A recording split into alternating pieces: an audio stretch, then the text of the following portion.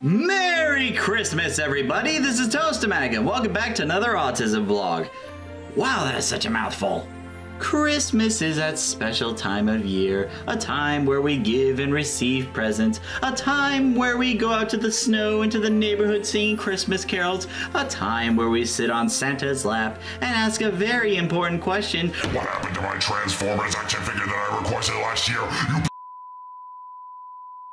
But most of all, it's a perfect opportunity for family gatherings. I mean, think about it. It's a perfect excuse for family relatives and cousins to take some time out of their daily lives to come together, share some laughs, share some experiences of what happened over the year. In fact, when Christmas originally started out in England many years ago, it was more of an meh humbug. Family gatherings can be very special, especially during the holidays. This is mostly because we don't really get the time to do it as much. This is mostly because of school and work and whatnot. And while family gatherings may be pretty awesome, they may be a bit overwhelming for individuals with autism. That's because of a little something called overstimulation. What is overstimulation? To put it in the simplest term, it's basically when there's too much going around in the environment, it's too much for our brains to process and whatnot, and it could lead to either meltdowns, tantrums, just crying, or maybe leaving the room altogether. So what does overstimulation look like? Well, I can't really record actual footage of that would just be wrong, so instead I'll use some visual aid to help out. Let's take a look at a scenario where I'm just socializing with just one person. Blah blah blah blah blah blah blah blah blah blah blah blah blah blah blah blah blah. That is truly fascinating. Now let's take a look at the same scenario, but if I was being surrounded by a bunch of people talking to me at the same time. Blah blah blah blah blah blah blah blah. Shut up! Shut up! Shut up! Shut up! Shut up! Shut up! Shut up! Shut up! Shut the heck up! As a lot of you may know, one of the biggest obstacles for individuals with autism is socialization. It can be a challenge in and of itself just to have a conversation with just one person. I mean, you gotta maintain eye contact, you gotta make sure not to wander off anywhere, you gotta keep focused on the conversation so that it doesn't get awkward, you gotta pay attention to everything the other person says. There's a lot going on. And when you have multiple people in the mix at the same time, it can be a lot for the brain to take. Well, in my case anyway. Don't you judge me! Now the question becomes, in terms of family gathering, how can you prevent overstimulation? Or when it does happen, what can you do? I think for this one I'm gonna need some help on it. Oh hey Mom, where did you come from? My room. Oh, right, that makes sense. So anyway, Mom, I just wanted to ask, do you remember the time we had in California where we used to go to all those family gatherings and whatnot? Which one? There were so many. Oh, there was like Grandma Vicky, there was Aunt Tina, so let's focus on those. Okay. What were they like? Busy and very stressful.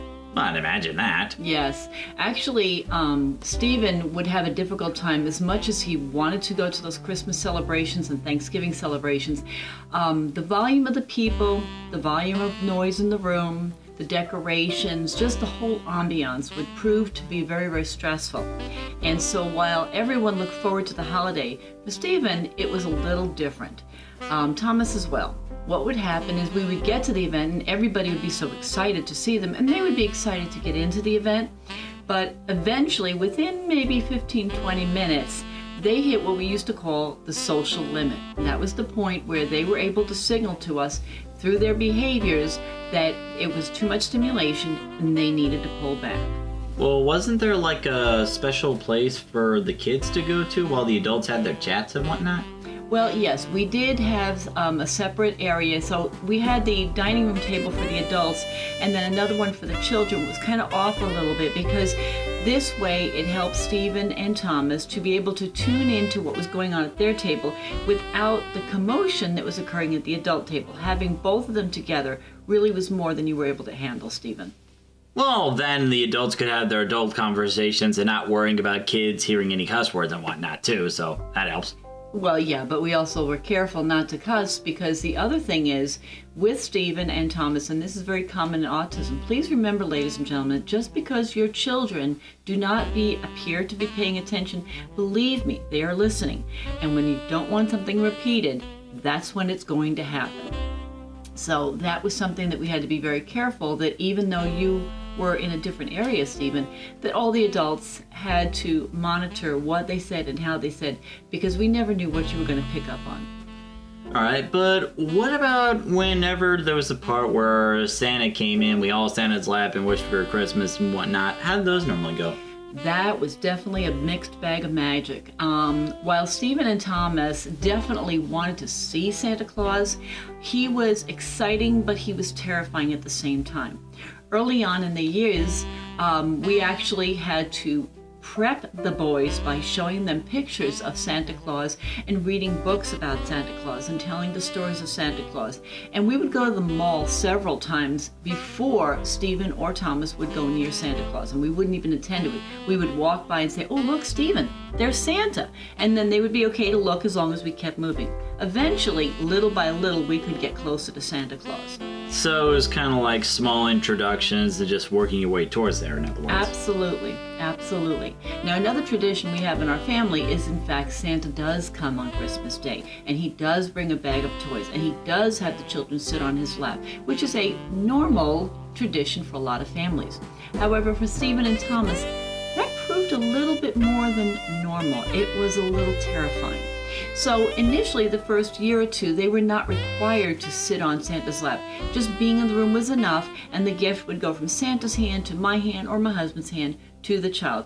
Eventually, little by little, our boys would warm up and come close to Santa, and ultimately, within maybe a year or so, they would eventually sit on Santa's lap.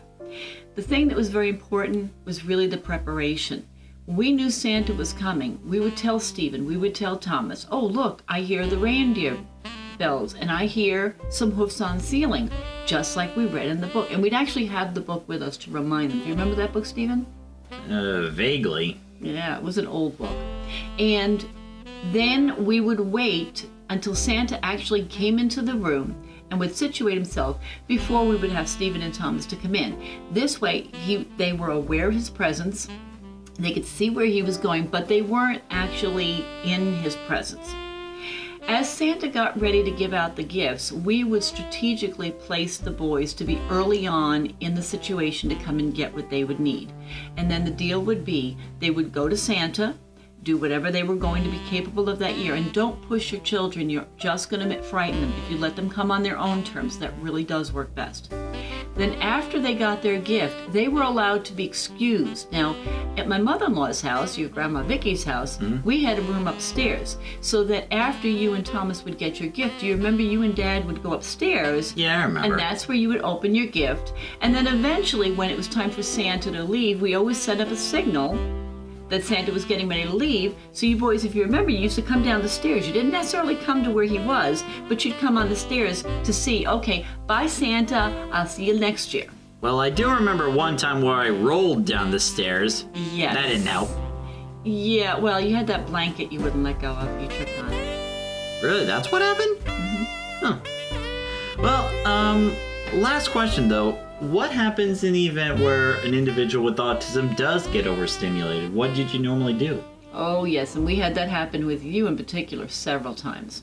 Oh, sure, put the spotlight on me. Well, because you were my first child with autism, you know, we learned as we grew with you. Because back then, Stephen, there was no manual. Here's your autistic son, and here we go.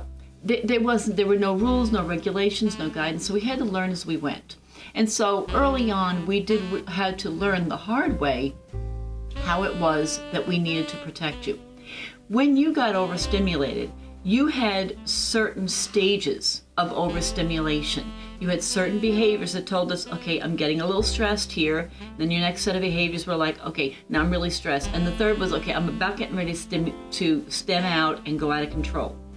With each level, if we caught it, and as we learned, we would catch it earlier on, there were certain things we could do. The easiest thing to do was basically just change the venue, remove you from the area that was stimulating you, not as a punishment. And that's really important, folks. Don't make it a punishment to the children. What you want to do is use it more of a distraction technique. Hey, Stephen, I got some milk and cookies in the other room. Should we go get some cookies? Well, I mean, I guess. Okay. Wait, really? Later. But see, the thing is, in that instance, I knew Stephen loved milk and cookies. So I wasn't saying to him, okay, Stephen, you're not handling this, we need to leave. Because that would be interpreted as a punishment, okay? But instead, I said to him, I said, you know, we got this here. Let's go get some milk and cookies. That was something he liked. So he was willing to change the venue without more drama. And then after you see the behaviors reside down and to where he's not having problems, you can then turn around and say, Stephen, should we go back in and say goodbye to Santa, or are you okay? Now, I put it in his ballpark. There were some years when he'd say, no, I'm good, don't need it. But then there were some years that, yeah, he wanted to go back to where his cousins were to say goodbye to Santa. He would let us know what he was able to tolerate. And he was able to do this early on, not so much by his verbalizations, but rather by his behaviors. Well, I think that's pretty good. Thanks for coming to talk about that. Anytime. And folks, happy holidays. No, no, no, no, no. It's Merry Christmas. Merry Christmas, Happy New Year, and happy whatever else you celebrate. The most important thing is, please do not exclude your children. Holidays can be a very stressful time. It's a break in their school schedule, in their daily routine. You're putting up new decorations that changes the environment for them. Make them a part of it, and each year just build it to where they can tolerate it. You will get to a point where they can go the full holiday celebration, but give them a chance to get to where you are today.